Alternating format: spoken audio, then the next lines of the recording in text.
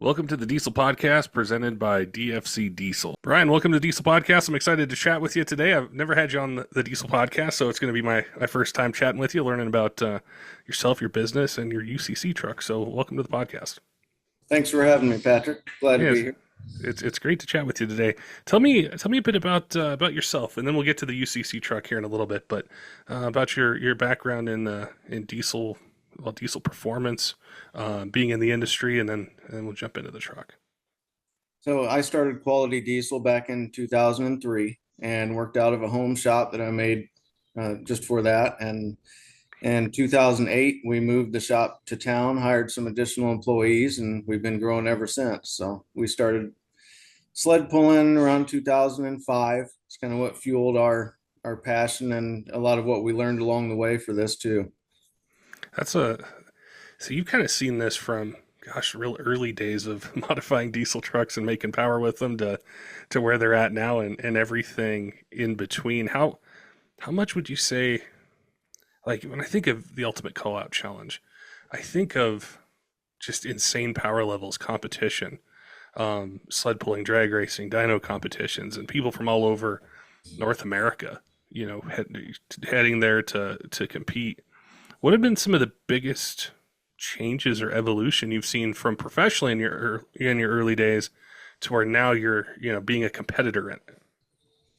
I would say one of the biggest things really is just the advent of common rail. When we started out with the old P pump, then we went on to the VP 44, and that was cleaner, that was better, according to some or not to others, whatever you may like. But the common rail is really what changed everything for us. That's what allowed us to make big power real easy and do it clean.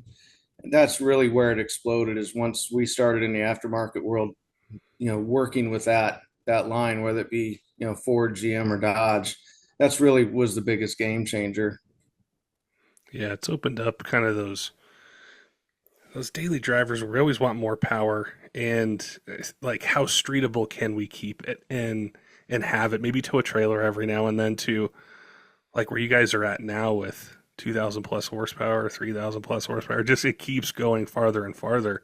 So it's really interesting to think about the electronic side of it, because we tend to focus on big turbos, big injectors, injection pumps, transmissions, things like that. But really, the electronic side opening up that, I think, the potential of the hard parts.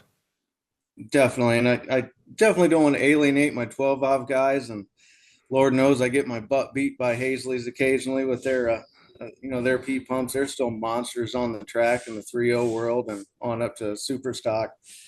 But really, mainly, especially on the street side, it would be unheard of to have a clean 800 horse street truck that you can tow with. That's Yeah. where we really made some good changes. With sled pulling, was that something you were always interested in, or how did that part of motorsports draw you in? Yeah, that's actually where I got started. And I mentioned Hazley's. I got started with them years ago using their engines, and I still use a lot of products from them. They're wonderful, wonderful, good friends, and I just love them dearly as well. Started out there, and really, what I do though is I specialize in more modern, newer stuff. So that just kind of had to follow us along with the sled pulling side because that's what I do. That's where my passion is. So that's what kind of transitioned us onto the common rail, where we use a Freedom Racing engines from Fleece and so forth from there now. But back those roots where we started is really special to me, and those we've made some special friends along the way that will be there forever. One of the really interesting experiences I had, and I mentioned this a few times before on the podcast, was I always kind of gravitated towards the drag racing side, and there was a track near me where it would get kind of busy a couple times a year, and I thought, wow, that's a really good crowd. But then I went to Shy Diesel Extravaganza a long time ago, and I didn't understand what diesel performance and the competition side was till I saw the stands filled. I don't know how many people were in the town at that time, but it seemed like there were three or four times more people there just to watch, and just everything that went into sled pulling. It was like a whole other world of seeing the vehicles, the semi trucks, the trucks themselves, the families that would go. It was very eye opening for me to see that. Yeah, that and speaking of shides, we brought in some huge crowds back when it was in Terre Haute, and uh, I don't know that we've seen crowds that size since. We're gaining in on it at the new Wagler Park. It's a great facility, and uh, it's a special place too. Boy, did we increase that town about tenfold, it seems. Hey, Diesel fans, wanted to let you guys know that our friends over at Kershaw Knives have a 40% off MSRP code for you. If you go to kershaw.kaiusa.com, use code TDP2540, you get your 40% off MSRP. It's a great way to save some money, get some cool gear if you're in the market for a new EDC knife, something for hunting, fishing, around the job site, around the house. They've got you covered with a bunch of different choices for blade steel, opening mechanisms, handle designs, and their whole lineup is designed to meet any budget that you might have. So we really appreciate them offering that discount code just for Diesel Podcast listeners. So if you're in the market, head on over to kershaw.kaiusa.com, use code TDP2540, and get 40% off MSRP. It's really cool. Now, when you think of, the Ultimate Call Out Challenge, it's very. I mentioned this on an earlier podcast I was doing today with one of the competitors. I thought it's so hard to build a truck to do three things really well. When I think of a sled pulling truck, it's dedicated Yes. towards that, or a drag racing truck. What has been your approach to putting a truck together that can compete in all the different aspects for UCC? So my approach on this is probably vastly different than everybody else's. So we've got two dedicated pullers, Iron Patriot, 2.6, and my dad pulls Iron Maiden, a 3.0, but none of them can go fast. None of them even have fast gears. We can even spin on the dyno. So we got thinking, let's take our work stock truck, our 2006 Dodge Ram, just a good work stock truck. Let's throw a big turbo on it. Let's increase the injectors a bit and throw some nitrous at it. And we went with our first year, and it just worked. We did it with a smaller budget just to go out and have fun. We used it as a team building experience for the entire shop. And we've built on that every year since, to where now we're still slow on the drag race side because we're just not drag racers. But we hope to break into the 5.9s this year with that truck, which is pretty slow to most, but it's fast to us. But on the dyno, we hope to make some big power there. And of course, the sled pull, you know what we're going to do there, try to anyway. I'm thinking of like a listener or listeners that we might have that they love to watch these events. They probably haven't gone too far themselves with personal trucks into drag racing or sled pulling, and I don't think, and myself included, I don't understand the huge differences as far as setting up a truck for one versus the other. Could you tell me a few different things that are major challenges in setting up a truck to sled pull versus drag racing? Whether it's with fueling, gearing, the weight distribution of it, the suspension. What are the major differences between a truck for one versus the other? So in the sled pull, we want no movement in the suspension in the back whatsoever. So we have adjusters on, being that it's a work stock truck that we still play with in the work stock arena throughout the summer. We'll run the adjusters down in the back to where there's zero travel in the suspension in the back. And we also want the rear as light as humanly possible. We want as much of that weight up front on the vehicle as we can. So sled's going to give you the weight you need. Once you get that chain tight and start tugging on that sled, she's going to weigh down the back. So all that weight up front, no movement in the back whatsoever. So gearing also, we run a little taller gear. We don't need it quite as fast. And obviously we're in low range of the transmission as well. So that's a big difference. Whereas in the drag racing world that I know almost nothing about, we learn as we go.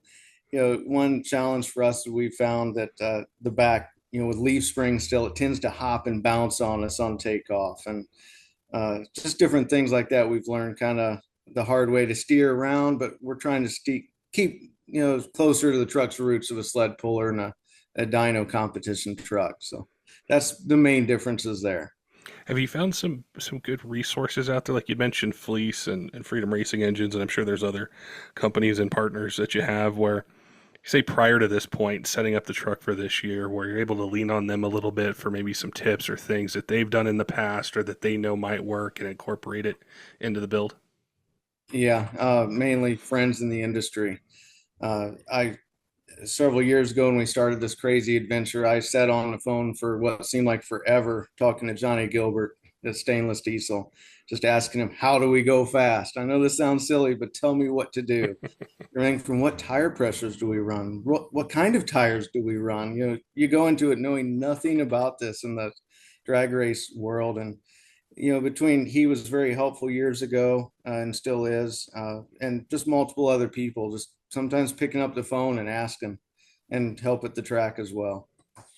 Do you find something like Ultimate Callout Challenge, like when you're there, I'm sure you're focused, you and your team are very focused in on what you're doing and competing, but there's this huge influx of people from all over and companies, and it's like all the spotlight turns to this event where you're able to pass on some of the knowledge or interact with some of the fans or spectators that are there that are looking to do what you do. They're looking to get into this, but they don't know where to turn or they don't know where to get the information. Is that a really cool part of the event? Yes, it is. And that makes me happy whenever I can help people as well. We really enjoy and love what we do. It is a true passion. So when I can help somebody with their truck, whether it be a street truck or a sled pulling truck, or just get kids involved, uh, it is not uncommon to see our trucks in the pits with kids just climbing all over them, climbing in them, parents taking pictures. We really want to get everybody involved. And quite often too, we'll have customers call us midweek and say, I'm just really having this problem with this, and this. What can I do? And before I know it, I'm 2 hours later on the phone helping them all out with their setups, and that makes me happy. And I enjoy spreading the knowledge there. That is really cool. I wanted to ask you about the dyno side.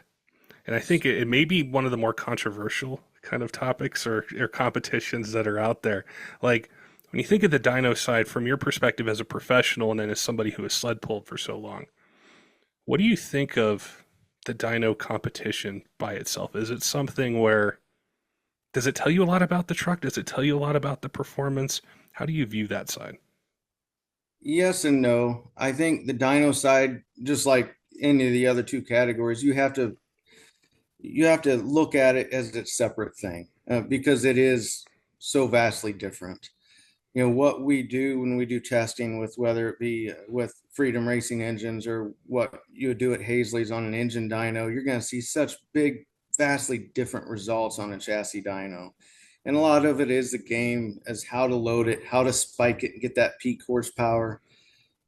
We have a chassis dyno at our shop. We have a Mustang dyno that we use a lot for diagnostics and for proving out our builds that we do here. And you kind of find to a point that I would say 1,500 horsepower, you're pretty accurate. Anything above that, it's somewhat of a game that I found anyways, but our dyno's different than the big super flows. We only have one load cell in ours. That super flow is just massive and can really lug it down a little better. But overall, it's just, you got to view it as a different class. And it is somewhat of a game on how to spike it, how to get that peak number real fast and hopefully not blow your stuff up. Do you think with sled pulling that game side just doesn't exist because it's going to be so driven off of the things you mentioned earlier, the weight balance, the power, the gearing. There's so many different parts of it where you can't really cheat that system. It's going to pull as far as how well you've set up that truck and how well that you know it. And I think the same is probably true in drag racing, but to focus in on the sled pulling side, would you say that's a big difference between a dyno and sled pulling? It is, yeah, because there is a lot more to it, from track lane choice to how you take off and, the moisture content of the track, the quality of the track. From what I hear this year, the quality of the track is much improved. I just got reports back today that the track's looking good, looking hard. We ought to put on a very good show that I'm excited about. That is vastly different. And that's where it's shown, you can really see the difference between the sled pullers and the drag racers there. They're starting to come around. Some of the guys that have done it several years now, they've learned, they've gone back to their hometowns and done some brush pulls and figured some things out and asked advice too. And so they're coming along good. And some of them that have some little bigger horsepower, uh, they're going to make us work for it. And that's good, but that's what we like. Do you think, like, when we think of big power numbers, and I'm thinking of this from like a spectator perspective, is sometimes we think, well, whatever makes the most power should be favored in all of these different competitions, but I don't think it necessarily doesn't always work out like that. Um, what do you think about that high power number as it relates to your performance, sled pulling, drag racing, the dyno competition? Was that a goal to make the most power you could for your setup, or was it more focused in on consistency in the power delivery, in the hard parts, limiting downtime, kind of that that side of it, trying to limit parts that break? Absolutely consistency. That is the main goal. I think it's fun to see guys try to make 3,000 horse, um, but consistency. So if it gives you an idea, our goal is 2,000 horsepower this year. We've been around 1676, I think was our what we made last year or year before. We've hit 1,700 back when we were a qualifier. We're on track to make an easy, it should be an easy 2,000, anywhere from 1,850 to 2,100, I think. Uh, there again, that dyno can lug it down better than mine here at home. So we should see some bigger numbers than what we've seen here already, but we've seen some good numbers here. But the main thing is consistency, and we don't want to outgrow our britches here. That's when we end up popping engines, transmissions, drive lines, and you got to take all that into consideration because it is really it's a war of attrition, in my opinion. Hey, diesel fans, I wanted to chat with you about diesel fuel. It's something we've talked about a lot on the podcast, and specifically ways that it can lead to a lot of costly repairs. And the main reason that we have these issues is a lack of lubricity. Our friends over at Hot Shot Secrets have developed a formula that boosts performance and then addresses this issue. So whether you have an old truck, new one, something anywhere in between, we all face this issue. Hot Shots EDT is a 6-in-1 formula. It cleans injectors, boosts cetane, and it has 4 times the lubricity as their leading competitor. So it's a great way to be able to stay ahead of the maintenance curve, avoid those costly repairs, and the best part is it does the work for you. So all you do is add it to your regular fuel up schedule, and it's doing all the heavy lifting. So you don't have to worry about some of those issues that just come with diesel fuel anytime we buy it from the pump. If you go to hotshotsecret.com, use code DieselPod20. It'll get you 20% off your order. We really appreciate the team and our friends over at Hot Shot Secret offering this discount code just for you guys. So if you're in the market, head on over to their website, use code DieselPod20, and get 20% off your order. Yeah, that's what it seems like. Watching it from the outside, it seems like consistency, and then the other side of just anything can happen mechanically. So having spares or being able to fix something, kind of bringing the shop with you, in a way, in case something breaks or has an issue. Is that a big part of it as well? Just kind of going through, okay, we might break this, or this could have an issue at this certain point. I should probably bring a spare or some replacement parts or something like that to fix a different component on the truck. Yeah, we've got a 20-foot enclosed trailer we bring every year with spare parts, and I can promise you, whatever I managed to pack in there, I didn't bring the one thing I find myself needing. So it happens. But back to the nice thing about racers and sled pullers is we all do work together and we all help each other out. I know the goal is going to be to win UCC. I think everyone going into it, that's their ultimate goal. But are there some personal goals that you and the team have for this year, things you want to see where you would step back after the fact and go, we made progress. This is great. The hard work or the information you learned from other people or just something different that you tried had some progress and I'm happy with it. Yeah, we want to break in, like I mentioned earlier, into the 5.9s on the strip. I would love to see a 2K number, and of course I want to win the sled pull. But most of all, this has got to be fun. We work very hard for this. My whole shop works for this. Our families put up with us long hours, and we make it. The whole shop comes with us. The biggest thing is it's got to be fun for us, and we got to be there to see our customers, meet our customers that we don't normally meet, and be there to answer questions for them, show their kids the trucks. That's the biggest goal, really. Yes, we want to win. It's a big goal, but having fun, meeting our customers, and being a face in front of them, I think is the biggest goal. What would you say is the biggest challenge of the ultimate call out challenge? Is it the truck? Is it the system? Is it maybe the time beforehand? You know, you mentioned the late nights and dedicating to building it. What's the biggest challenge in your opinion? I'd say the biggest challenge is the prep leading up to it.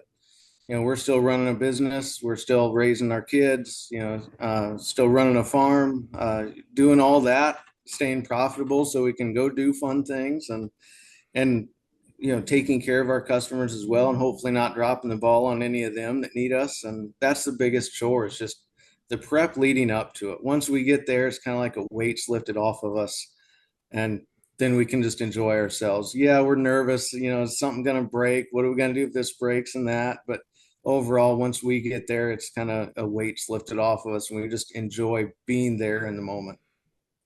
Probably not nervous so when you're sled pulling, right? Because that's your bread and butter. That is fun. That is a true definition of if you can be in your element, strapped in that seat. It's 14 seconds long from the start to finish typically, but it's the best 14 seconds of the day. Yeah, I'm thinking of more people getting involved with diesel motorsports, and I think Ultimate Callout Challenge has done a great job for all these years of showcasing a wide variety of trucks and owners or drivers and the different backgrounds that they come from. And because of your experience that you told me about with drag racing, having a diesel shop, what would you how would you encourage somebody to get into this? Because I think it can be intimidating at first. Like if I was to go to UCC, I'd never been to a diesel event, and I see something make 3,100 horsepower, I think, well, my 400 horsepower diesel, that's a huge jump. How much am I have to spend to do it? I don't know how to race it. I don't know how to do these things. But are there ways to get involved and do it without building a 3,000 horsepower, 2,000 horsepower truck where you can still have that fun, still learn about your vehicle, still have the networking like you talked about, and building friendships within the industry or with other racers? Yeah. Biggest advice there is be realistic about your goals and find a shop or a team that you can help with or help on pit crew for, hang out, tag along to the races for a summer. You're going to get the best learning experience of your life doing that. And beyond that, instead of trying to build something brand new from the scratch on up, buy a used race truck or buy a used sled puller. I bought one of my first engines. I bought an engine off of John Bear. He pulled with Hazley's back in the day, back in 2.6 smoothbore time, and that was one of the most fun engines I'd ever had. It was back when we were still doing 5.9 liter engines, and that used 5.9 I bought off of John Bear when he went up. This shows you how long ago it was. He was stepping up to the 3.0 class, the 3.0 Matt Groove class, and you know it's so much more affordable to buy something used. Yeah, it didn't make the top horsepower then, but it got me in the top three in most places, and it saved a ton of money buying something used. And being that I bought from a good puller, and we had a good experience over it. He was there to give me some advice along the way that I'd have never had too, as well as all our friends along the way. But I would say look for used stuff, pick crew for a team.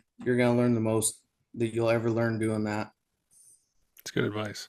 Yeah, I think that's a way to really get hooked on diesel too. Is you could just go out there and run, times with a stock truck or just have fun with it.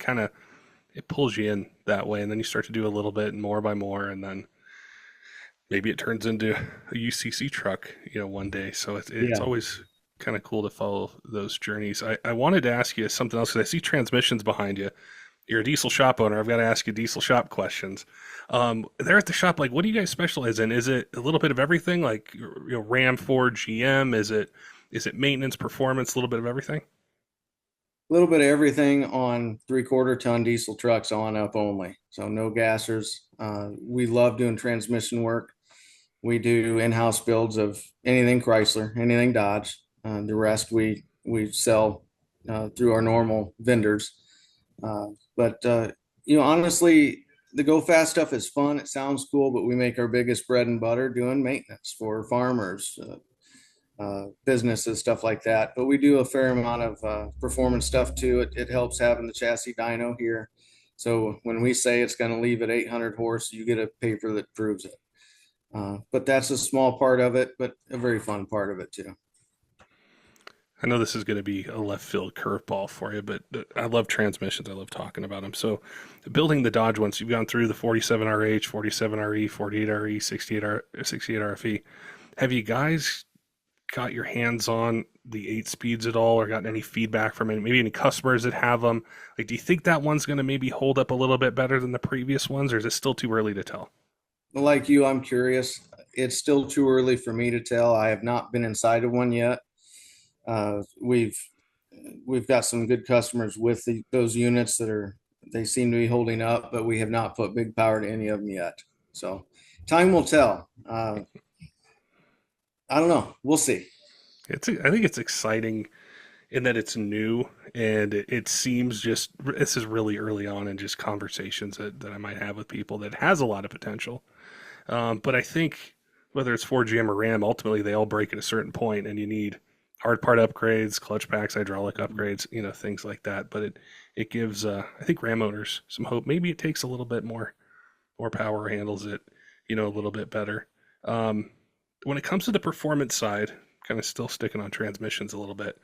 I know the Turbo 400 swap was a huge thing for some of those guys that are drag racing and that kind of stuff. But when it comes to the 48RE, is that a platform that, in building them for some of your customers, where the ceiling's just so high that maybe that Turbo 400 swap is just a very small percentage of people that would need it for a very specific drag racing application where there's really no need to swap to anything other than the 48RE because of all the hard part upgrades and converter options and everything else that are out there? That's where I'm at. I'm hardcore stuck on the 48 for performance. Granted, yeah, the guys that are drag racing, the pro mods and some of these hot trucks, I see where the Turbo 400 is beneficial for my customers and for what we do. You just can't beat that 48. And even the 68 RFE, I know there's guys saying they're putting, and I know they're putting 1,000 horsepower to them things and even up. I've seen it. We're growing in that platform. We've made them extremely reliable, proven to 820 horsepower on some of our builds that we're doing. Uh, so, you know, those are lasting now. They're working now, and they're a pleasant transmission. I'd even be hard pressed to swap a lot of those out for the 48 for a street truck. I get it if you've got a 6.7 truck, you want to do some sled pulling, we need to get that out and go with the 48 for sure. Now that 68's not going to last yet. Sled pulling we're probably getting there, but uh, yeah, I'm still stuck on the Chryslers. It's a fun transmission. I think it's the most fun I've ever had in one was just a built 48RE. Just I loved 4 speeds. I loved being able to move lockup around a little bit. I think the confidence that it gave me, and this was a long time ago. I haven't had the benefit of the bigger input shafts and all the other things that have come along for them, but it just feels really good when you have one in your truck and you make some good power, and just the way it transfers that power and that torque to the tires is really cool. Yeah, and to be honest with you, if most people knew the recipe of a good 48 RE, they would laugh at how simple it is. It doesn't take much to get those things to hold. It's just truly a good setup when built properly. Well, it was really cool to catch up with you today, Brian. I'm sure you're busy. It's kind of crunch time. I know. Well, you mentioned you've done a lot of prep work, so maybe it isn't crunch time, but everything's getting ready to kick off here, and I know you're a busy guy. But for people that want to follow your builds, or maybe they're local to you and they need some of that maintenance that's done, or they want to connect with you in the shop, how can we find you on social media? Go to Quality Diesel Performance on Facebook and our website. You can see us there. And we try to tag along where we're going and what we're doing from there. Very cool. Well, I appreciate you taking the time to chat with me today. I know it was kind of short notice, but I love to be able to chat with the competitors, the week of UCC, and just get the unique perspectives that all of you guys have. So I wish you the best of luck. Appreciate the time today, and yeah, maybe in the future we can do another episode, jump into transmissions a little bit more, or maybe some of the maintenance things that truck owners should do more of that they're not doing, and make their trucks last. So it was great to chat with you. Yes, that would be excellent. Thank you. Don't forget, Diesel fans, make sure and head on over to Kershaw.kaiusa.com. Use code TDP2540. It'll get you 40% off MSRP. It's a great way to save some money and get some cool gear if you're in the market for a new EDC knife, something for hunting, fishing, around the job site, around the house. They've got you covered with a bunch of different choices for blade steel, blade shape, different opening mechanisms, handle designs, And their whole lineup's designed to meet any budget that you might have. So if you're in the market, make sure and head on over to Kershaw.kaiusa.com and use code TDP2540 for 40% off MSRP. Also want to give a shout out to some of our Patreon supporters. Tyler Lowe in the 23 Diesel, Cutter Up Rob, Robert, all of other Patreon supporters, all of you who subscribe on YouTube and podcast apps. Follow us on social media. We appreciate all your support here in year 9 of the Diesel Podcast and look forward to bringing you more of the content that you want to hear in 2025. Till next time, keep the shiny side up.